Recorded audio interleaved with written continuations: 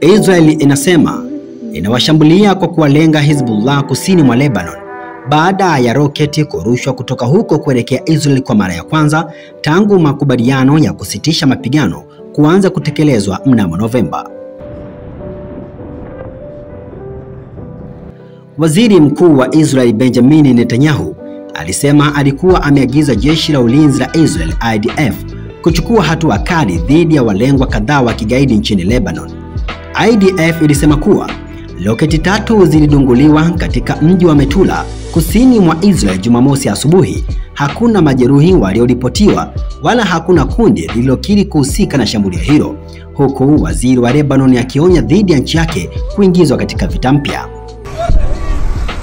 Makubaliano ya kusitisha mapigano yaliyoafikiwa yalimaliza miezi 14 ya mapigano na Hezbollah, kundi lenye silaha la Lebanon linaloungwa mkono na Iran.